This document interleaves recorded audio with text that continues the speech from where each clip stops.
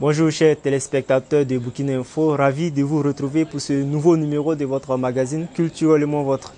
Un an après l'insurrection des 30 et 31 octobre 2014, les Burkinabés s'apprêtent à élire leur futur président.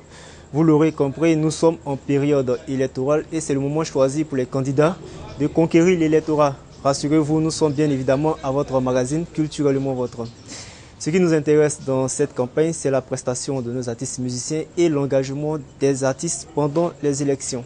La nuance entre prester et prêter sa voix en cette période de campagne est-elle perceptible aux yeux des mélomanes? Un artiste peut-il prêter sa voix à un homme politique sans encourir la vindicte des mélomanes? Autant de questions sur lesquelles Ibrahim Zongo s'est penché. Suivez. Depuis le 8 novembre dernier, le Burkina Faso vit au rythme de la campagne électorale marquée par la présidentielle et les législatives. La contribution des artistes en cette période électorale n'est pas négligeable. Certains artistes musiciens trouvent donc une période propice pour se faire des cachets. Ces artistes, sans être vraiment d'un bord politique, sont sollicités par les partis politiques. Une participation qui n'est pas souvent bien perçue. Plus précisément au Burkina Faso, où nous sommes en train de vivre des moments assez sensible. Contexte sensible. On a en mémoire le post d'un cybernaute, Basic Soul, sur les réseaux sociaux. Un post qui s'interrogeait sur la participation d'artistes burkinabés lors du oui au référendum en juin 2014 et qui a suscité de vives réactions, les unes plus virulentes que les autres. La société burkinabé était alors divisée sur le projet de modification de cette disposition contenue dans la Constitution. Alors il faut oui ou non refuser un cachet en période électorale. C'est également le choix, la liberté justement de choisir ce qu'il va chanter, le thème qu'il va aborder, pour qui également il chante, son public cible.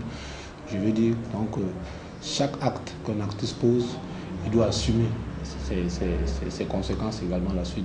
Si certains participent au meeting rien que pour honorer un engagement, d'autres par contre ont affiché leur position ou du moins ont chanté les éloges d'un candidat en lice. Position quand même assez délicate, notamment avec nos artistes. Il y en a certains déjà même qui ont déjà prêté le flanc. On parle de plus en plus de Biba Wassen qui aurait éventuellement chanté pour Saram Serere.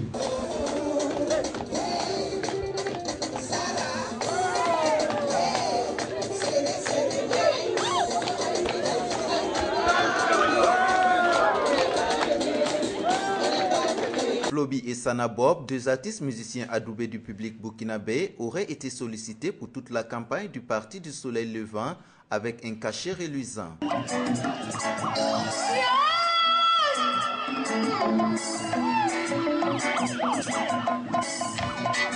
Que penseront les mélomanes? La question vaut son pesant d'or. Selon Hervé Onla, la nuance n'est pas souvent perceptible et c'est la réputation de l'artiste qui en pâtit. Vous savez que nous sommes en campagne électorale et puis on peut facilement justement de facto dire effectivement qu'elle est positionnée vis-à-vis, n'est-ce pas, de Saram Serere. Mais c'est son droit également. Mais la suite, généralement avec les fans, il y a beaucoup d'interprétations autour de ça. Au cas où c'est positif, certainement elle peut en tirer profit. Au cas où également il y aura peut-être d'autres dérives, elle peut également subir tout cela. Les mélomanes étant de diverses opinions politiques. Tout compte fait, les artistes seront toujours sollicités lors des grands rendez-vous politiques ou culturels. Le mieux serait de ne pas s'afficher avec un parti politique ou à défaut, c'est d'assumer son choix politique.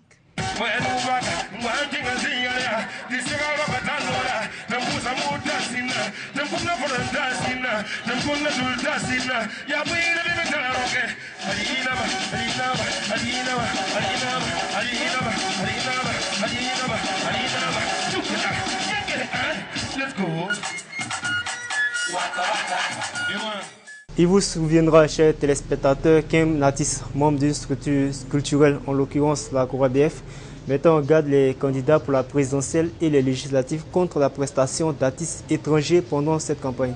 Et pourtant, à l'entame de la campagne, principalement à Bobo, la diva malienne Oumou Sangaré prestait au meeting d'un parti en lice pour les élections couplées. Alors, pour comprendre ce que voulait réellement Petit Docteur, puisque c'est de lui qu'il s'agit, je vous invite à suivre cet élément signé Hassan Nakro. Pas d'artistes étrangers pendant la campagne électorale.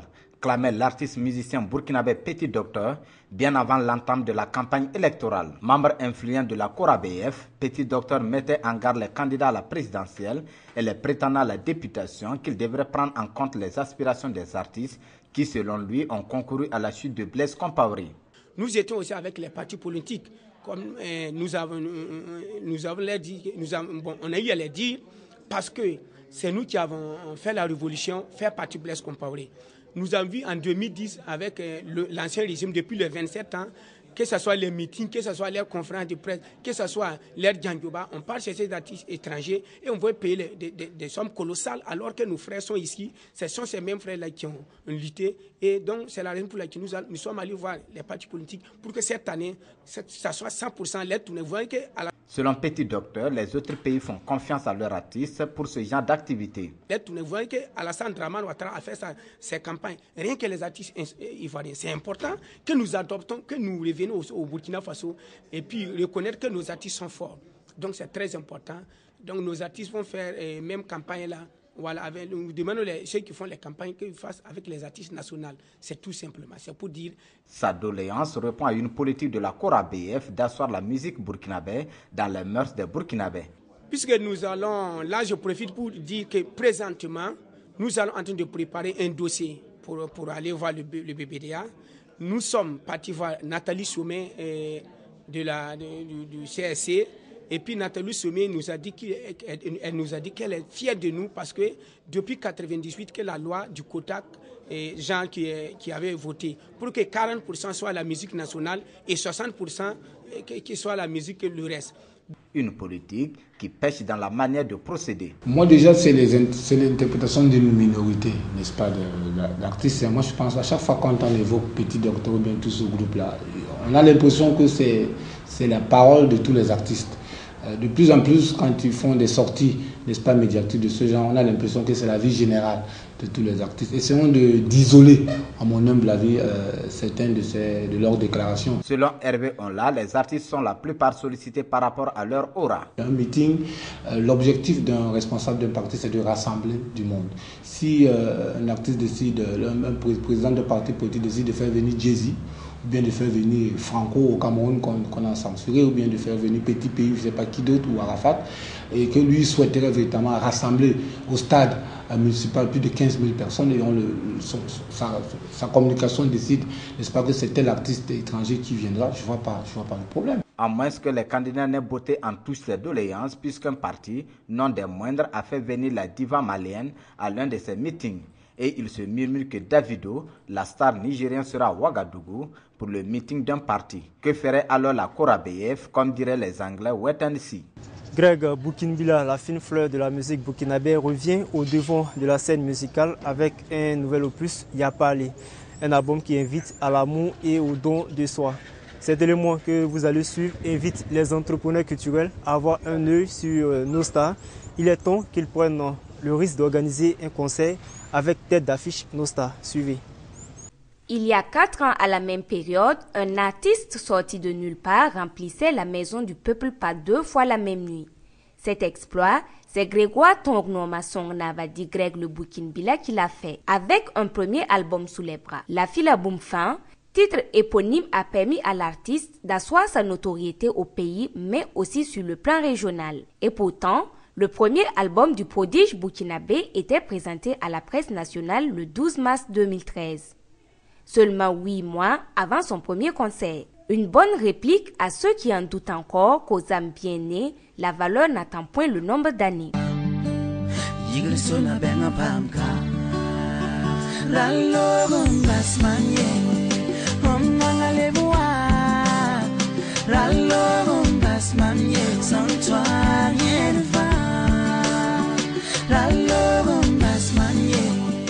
Koundé de l'espoir en 2013, Greg le Boukinbila a été primé au Poro Music Awards comme meilleur espoir masculin Afrique à Abidjan, Côte d'Ivoire, devant l'Ivoirien Serge Benon, Doubol et Fuse Odeji du Ghana. 4 ans après, son second opus voit le jour, Yapale, un album qui était très attendu des mélomanes.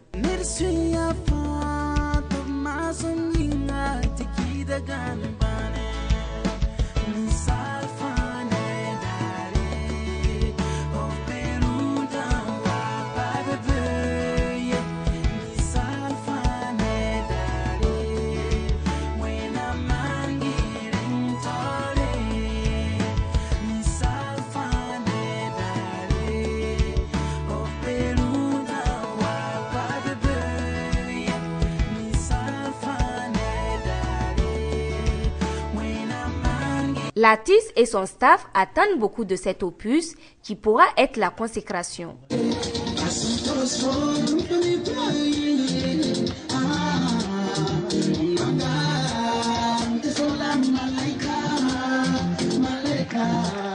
Greg Bourkinbila en tête d'affiche comme monstre sacré de la musique burkinabé d'un entrepreneur culturel. Pourquoi pas? Il a déjà prouvé qu'il en avait à revendre. Rappelez-vous, le 10 novembre 2012 à la Maison du Peuple. Sorti de nulle part, je n'espérais pas avoir autant d'amour de votre part. Mon cœur est rempli de joie. Du haut de ma souffrance, vous avez décidé.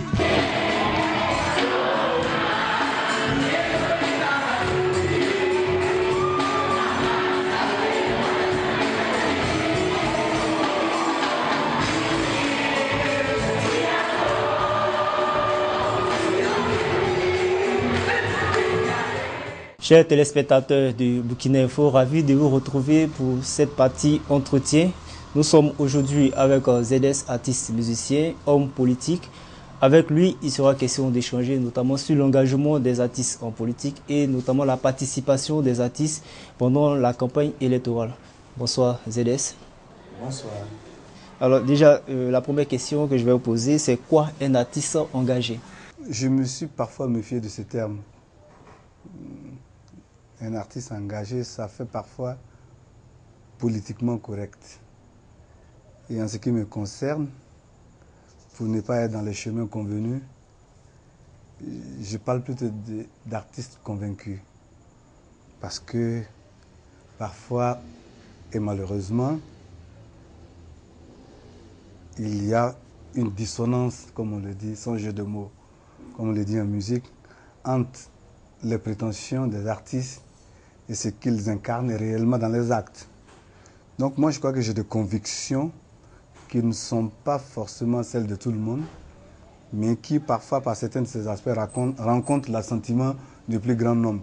Dans ce cas-là, comme tout auteur, comme tout créateur, on ne peut qu'en être heureux, on ne peut qu'en être content. Mais je le dis parfois sans fausse modestie, que les artistes ne sont pas plus engagés que les instituteurs et les infirmiers qui s'éclairent à la lampe tempête, pour certains pour préparer des cours, pour certains pour veiller sur des malades, pour soigner des malades à 400-500 km de Ouagadougou. C'est un engagement. Alors vous disiez tantôt que vous étiez un artiste à conviction. Alors selon vous, il n'y a pas matière à débat quand on parle d'artistes engagés ni d'artistes politiques? Non, après maintenant, je m'engage, mais c'est-à-dire que c'est un terme que je utilise avec beaucoup de délicatesse, parce que comme je dis aujourd'hui, il est de bon ton de dire qu'on est engagé, même si dans les actes, cela ne se voit pas, même si on ne traduit pas ça dans ses actes aussi. Et donc c'est pour ça que c'est un terme que je manipule avec beaucoup de circonspection. Voilà. Ceci dit, évidemment, et pour ceux qui connaissent mes œuvres depuis plus de 20 ans, ce n'est pas tout le temps ludique. Donc oui, si le regard critique sur la société est appelé dans un jargon du business engagement, oui. Mais moi, j'ai envie d'aller au-delà de l'engagement. Je vais parler de conviction. Et la conviction, ça passe aussi par des actes. Artiste musicien, après vous êtes prononcé en tant que candidat aux élections présidentielles. Et puis, après votre conférence de presse, vous avez porté votre choix sur un candidat en lice à la présidentielle. En ce qui me concerne, dans ma devise, dans ma république imaginaire, c'est une forme d'utopie. Ma devise, c'est respect, responsabilité et cohérence. Je me bats tous les jours que Dieu fait pour essayer, je n'arrive peut-être pas forcément tout le temps, mais pour être cohérent. Et donc, avant de choisir de faire que de la musique, j'étais prof de langue et accessoirement prof d'histoire, géo, etc., etc. Et donc, c'était une forme d'engagement, c'est ce que je disais tantôt. Je passais des messages avec la craie et le tableau. Et puis ensuite, ça a été avec le micro et le disque. Et puis, à un certain moment, on s'est dit, on passe à l'étape au-dessus. Et donc, sans complexe aucun en tant qu'homme de culture, à l'image de certains, entre parenthèses, certains hommes de culture, parce que ça aussi, il faut que vos téléspectatrices et vos téléspectateurs le sachent. Arnold Schwarzenegger, acteur, gouverneur de la Californie. Ronald Reagan, acteur, président des États-Unis. Michel Martelly, chanteur, président de Haïti, après 2 mandats. Ça, il faut le souligner. Par rapport à ce à quoi les Duvalier, les bébés doc nous ont habitués. Sissako, voilà, Abdraman Sissako, homme de culture, metteur, réalisateur, ministre de la Culture. Francis Cabrel, conseiller municipal. Nana Mouskouri, députée européenne, etc., etc. Alors, justement, je ne vais pas vous couper, mais si vous me permettez, ces exemples que vous prenez, est-ce que ce sont les mêmes réalités qu'ici? Oui, mais je ne sais pas si les réalités du Mali sont tellement différentes. Il est ministre. Oui. Il a été ministre. Oui, il a été ministre. Mais je veux dire, je ne suis pas certain que les exemples du Mali soient tellement différents, ou les réalités du Mali soient tellement différentes des réalités burkinabées. C'est le même pays enclavé, avec tout ce que vous savez en termes de limites naturelles. Et donc, oui, je n'ai aucun complexe en tant qu'homme de culture. Voilà, dès l'instant où, évidemment, ce n'est pas un jeu, c'est une responsabilité. Je n'ai aucun complexe en tant qu'homme de culture d'incarner quelque chose. Voilà. Mais par contre, ceux qui ont été à la conférence de presse, lors du lancement officiel de ma candidature en tant que candidat à la candidature au présidentiel 2015, je n'avais exclu aucune alliance si je trouvais quelqu'un qui portait mes idées. Parce que ce n'est pas une histoire d'ego, c'est les susceptibilités, c'est les égos qui nous ont conduits au drame du 30 et 31 qu'on a connu, et etc. Parce qu'à un certain moment, le moi surdimensionné fait qu'on perd la faculté de raisonner. Et donc oui, sur la base des idées et sur la base des projets, parce que moi j'avais un avant-projet, j'étais le seul candidat à la candidature qui déjà dans sa rencontre avec la presse présentait un projet cadre de société. Après maintenant le projet vaut ce qu'il vaut. Mais j'avais pris le risque et la responsabilité d'essuyer le foudre de la presse. Les autres sont venus faire comment est-ce que vous appelez ça, des investitures en grande pompe machin, avec tout le flonflon et tout. C'est le show. À la limite, en cela, je pense qu'on n'a pas, je n'ai pas beaucoup de leçons à recevoir en termes de chant, mais je choisis sobrement de parler de mes idées. Au jour d'aujourd'hui, par rapport à ce que j'ai proposé politiquement, économiquement, socialement, sur les questions sociétales, agricoles, tout ce que tu veux, j'ai dit, bon, pour l'instant, on ne m'a pas encore coincé là-dessus. Je crois qu'à l'époque, on s'est plutôt agrippé et on a fait le focus plutôt sur les questions de sous, notamment la fameuse caution de 25 millions. Voilà. Donc pour moi, ce n'est pas mauvais d'avoir des idées. Voilà, c'est pas mauvais d'avoir des idées. Donc aujourd'hui, sur la base des projets, pour revenir à ce que je disais, et des idées, j'ai dit, bon ben, après avoir été approché, comme le président du parent même l'a dit à la conférence conjointe, j'ai été approché par le parent sur la base des idées. Et puis bon, j'ai décidé comme la question de la République transcende ma petite personne, j'ai décidé de soutenir les idées, notamment les idées de Laurent Gbagbo sur la question du délit d'apparence, etc. Moi-même, ayant été ambassadeur du RENLAC, et pour les téléspectatrices et les téléspectateurs, mon premier succès africain, c'était directeur voleur, il y a dans les années 97, quoi. Donc voilà, il y a une cohérence. Est-ce que cet engagement ne met pas en mal vos relations avec les mélomanes ou le public? Ah non, pas du tout. Au contraire. De toute façon, même avant de m'engager activement en politique, parce que j'ai toujours été politique. ça là-dessus. Et c'est pour ça que je me définis comme un homme politique, pas un politicien. Je dis, il y a une nuance. Il y a une nuance. Je suis politique par mes idées, je suis politique par mon attitude, mais je ne suis pas calculateur, je ne suis pas calculateur. Je ne suis pas prêt à être à l'Assemblée parce que je suis candidat aux législatives. Je ne suis pas prêt à être à l'Assemblée en reniant mes convictions. Ça, c'est très clair. On dit en politique tous les moyens sont bons. Mais non, moi j'ai un devoir de vérité. Il y a des femmes et des hommes dans ce pays-là qui me font confiance et qui me jugent sur la base des actes que je pose.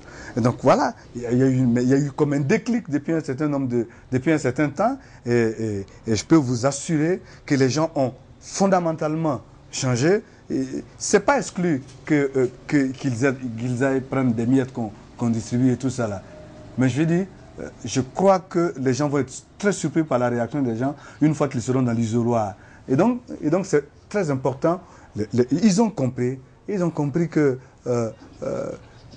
cet enfumage, ce truc qui constitue tout ce show cache en réalité des insuffisances et qu'aujourd'hui, nos détracteurs nous disent oh, de toute façon, ils n'ont pas les moyens, ils n'ont que des idées. Et bien, moi, je suis content de faire partie d'une organisation qui a des idées ou qui n'a peut-être que des idées. Voilà, à choisir, je préférais ça. Et donc, comme je l'ai dit, le propre de la tyrannie, c'est ce qu'on dit. On définit la tyrannie comme la mise en place d'une dépendance avec le peuple. C'est-à-dire que le tyran, par définition, c'est celui-là qui crée la dépendance pour pouvoir tout le temps dominer. Il y a des gens qui n'ont pas intérêt à mettre en place de véritables politiques de développement pour que les gens s'affranchissent, pour que les gens, un jour, n'aient pas besoin d'eux. Puisque le but du jeu, puisque le principe, c'est de revenir tous les 5 ans pour venir acheter des voix. Mais quel intérêt à ce qu'ils aient un peuple autonome donc fort de cette autonomie-là, cette indépendance économique-là, pourrait contester. Mais vous savez, ventre creux n'a point d'oreille. Quelles sont vos attentes vis-à-vis des candidats, notamment dans le secteur culturel? Ah oui, mais évidemment, même si on dit parfois... Oui, dans le secteur culturel. Déjà, en tant que candidat à la présidence, j'avais toute une liste de propositions et cette proposition va être discutée au niveau des instances du parti. Mais c'est évident que la preuve, c'est le seul parti qui a commencé sa campagne en rencontrant les acteurs de la culture et les artistes. Donc ça veut dire la place prépondérante qu'occupe la culture dans le programme de cette organisation-là, je vais dire du parent. Donc on a compris. Aujourd'hui, le parent peut-être est l'un des rares partis qui ne va pas aller chercher des artistes sans vouloir vivre en autarcie, ne va pas aller chercher des artistes étrangers. C'est important, on a rencontré des acteurs locaux pendant nos déplacements en province. Et je peux vous dire, quand on a été, le président Tahirou Barry a fait des promesses à Gawa par rapport à la question. Et donc oui, la culture va rester centrale parce que, comme je l'ai dit, la culture, c'est ce qu'on vous... C'est le cheval de Troie de toutes les sociétés. C'est ce qu'on vous envoie, c'est ce qu'on vous vend pour vous dominer. Quand on vous a eu culturellement, quand on vous domine culturellement, on vous domine nécessairement économiquement. Comment vous percevez la participation des artistes pendant les campagnes, ceux qui prêtent leur voix aux candidats et ceux qui prestent? Je suis très mal placé pour en parler. Je vais essayer de faire un jeu d'équilibrisme. Mais c'est vrai que c'est délicat. On ne saurait être tranché en la matière. Je vais dire quoi? Je vais dire que les artistes sont dans un tel état de dénuement qu'un artiste m'a dit c'est notre printemps, c'est notre traite. Sous-entendu, c'est une occasion pour nous. On est des prestataires. Mais ça, c'est par rapport au contexte socio-économique. Sinon, en général, quelque part, quand vous allez sur un plateau politique, c'est qu'indirectement ou directement, vous en partagez un minimum quand même de... Enfin, voilà. Ça, c'est dans les conditions normales de température de pression, comme on le dit en chimie. Je vous donne un exemple concret. Vous ne faites pas Vous ne verrez jamais Patrick Bruyel sur le plateau, un plateau musical de Jean-Marie Le Pen, du Front National, c'est tout aussi simple. Vous voyez ce que je veux dire? Alors, merci ZS de nous accorder un peu de votre temps. C'est que vous êtes beaucoup occupé ces derniers temps, vu que vous êtes sur le terrain politique. Alors, merci à vous. Chers téléspectateurs de Burkina Info, nous sommes au thème de cet entretien. C'était avec ZS, artiste, musicien et homme politique. Alors, je vous dis au revoir pour un autre numéro de votre magazine Culturellement Votre.